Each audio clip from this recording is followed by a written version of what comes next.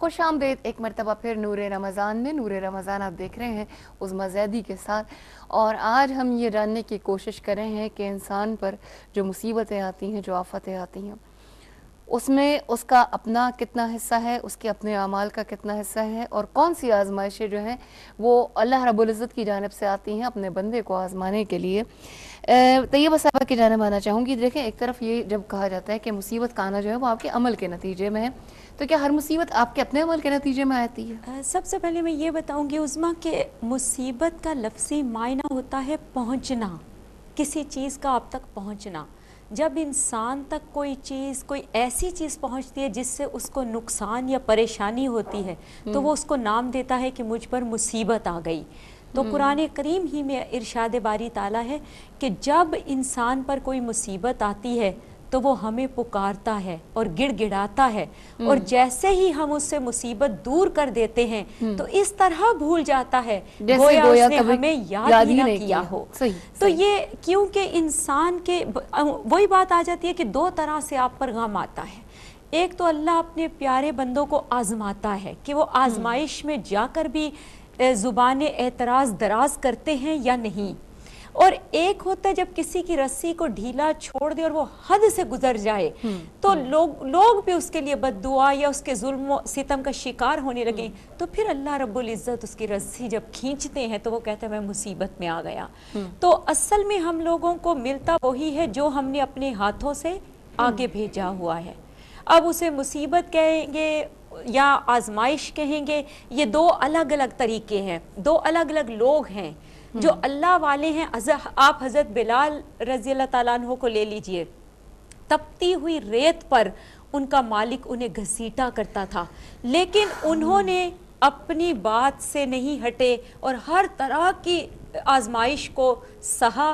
یہ نہیں کہا کہ مجھ میں مصیبت آ گئی, لیکن سہا, برداشت کیا. ٹھیک ہے, تو یہ جو بھی اب یہ دیکھنا یہ ہے کہ ہماری نیت کیا ہے, ہمارا عمل کیا ہے, اس کے بدلے میں ہمارے ساتھ کیا ہو رہا ہے.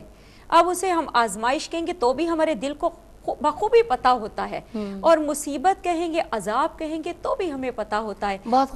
بعض اوقات ہمیں اللہ رب العزت دوسروں کو مبتلا کر کے ہمیں یاد دلاتے ہیں کہ خبردار ہو جاؤ, یہ وقت تم پر بھی آ سکتا ہے. ٹھیک, اس بات کو میں لے کر دوبارہ آپ کی جانب آتی ہوں کہ کیا ہر مصیبت اپنے عمل کے نتیجے میں ہوتی ہے؟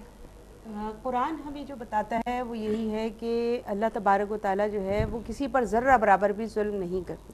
بے شک.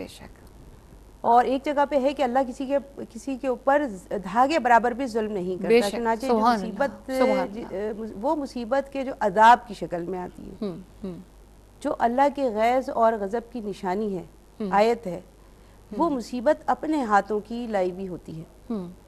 اور قرآن کریم میں ایک جگہ ارشاد باری تعالیٰ ہے الذین اذا اصابتہم مصیبت قالوا انا للہ و انا الیہ راجعون, کہ اگر ان کو کوئی مصیبت اور پریشانی آتی ہے تو یہ ان نیک لوگوں کی نشانی بتائی ہے, صفت بتائی کہ وہ کیا کہتے ہیں. وہ کہتے ہیں کہ انا للہ و انا الیہ راجعون, سب کچھ جو ہے وہ اللہ کی طرف سے ہی ہے, اللہ کے لیے ہے, اور اللہ کی طرف ہی ہمیں جو ہے لوٹ کر جانا ہے. یعنی اللہ کو اس وقت یاد کرتے ہیں.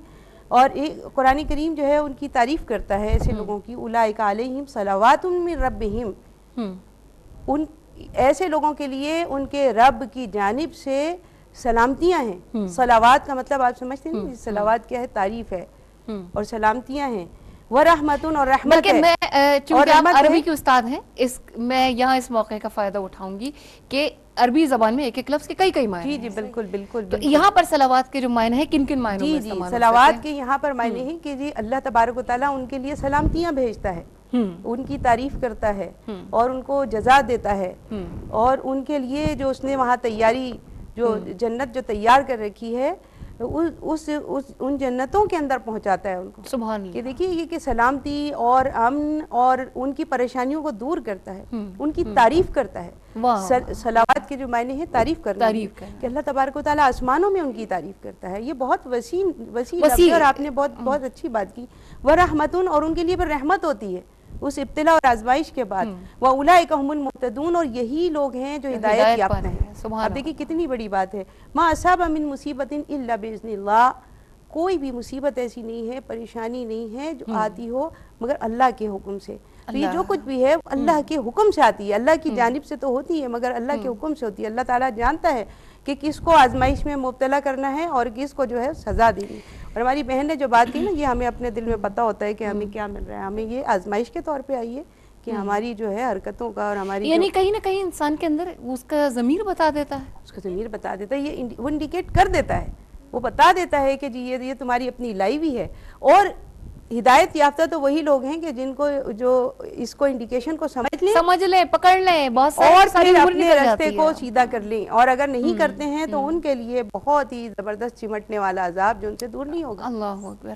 اچھا, یہ اس کا مطلب ہے کہ انڈیکیشن بھی اگر فرض کریں کوئی شخص جو اللہ کا محبوب ہے, کوئی غلطی ہو جاتی ہے اور انڈیکیشن کے طور پر ایسی آزمائش آ جاتی ہے, تو اس کا مطلب یہ بھی اللہ کی رحمت ہے کہ آپ کو جلدی انڈیکیٹ کر دیا کہ کسی کی تو رسی دراز دو. بہت میں سمجھتی ہوں کہ نیک لوگوں کی جو پکڑ ہے, قرآن کریم بتاتا ہے جو اچھے لوگ ہیں اللہ تبارک و تعالیٰ ان کو فوراً متوجہ کرتا ہے. جیسے غزوہ احد کے موقع پر وہ جو 50 آدمی تھے جو احد کے پہاڑ پہ کھڑے کیے تھے حضور صلی اللہ علیہ وسلم نے کہ تم اگر دیکھو کہ مسلمانوں کی تکہ بوٹی بھی بن رہی ہے تو تم نیچے مت اتر کے آنا, میں یہیں کھڑے رہنا ہے.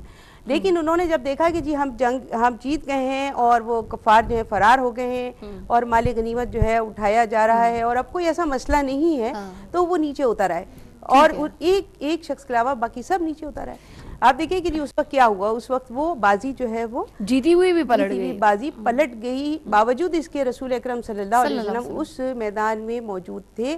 لیکن اللہ تبارک و تعالیٰ کو یہ بتانا مقصود تھا کہ جی تم اپنی اللہ اور اس کے رسول کے حکم کی نافرمانی نہ کرو, یہ بتانا مقصود تھا.